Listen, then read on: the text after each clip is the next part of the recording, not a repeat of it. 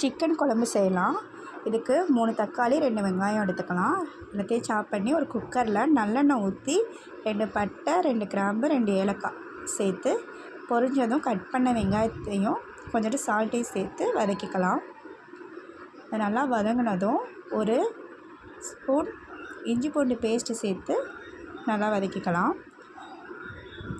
இஞ்சி பூண்டு பேஸ்ட்டோட ஸ்மெல்லாம் நல்லா போனதுக்கப்புறம் தக்காளி சேர்த்து ஒரு மூடி வச்சு மூடி தக்காளியை நல்லா வதங்க வச்சிடலாம். தக்காளி நல்லா வதங்கினதுக்கப்புறம் ஒரு அரை ஸ்பூன் மஞ்சள்தூள் சேர்த்து நம்ம ஒரு 1/2 கிலோ சிக்கன் நல்லா வாஷ் பண்ணி வச்சுருக்கோம். அந்த சிக்கனையும் சேர்த்து ஒரு மூடி வச்சு மூடி நல்லா சிக்கன் தண்ணியெல்லாம் விட்டதுக்கப்புறம் நம்ம அரை ஸ்பூன் மிளகாத்தூள் சேர்த்து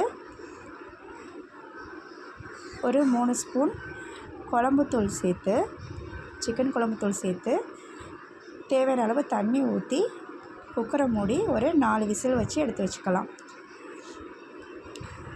4 விசில் வந்ததுக்கப்புறம் அதில் நான் ஒரு உருளைக்கிழங்கும் ஒரு அரை சுரக்காவும் சேர்த்துருக்கேன்.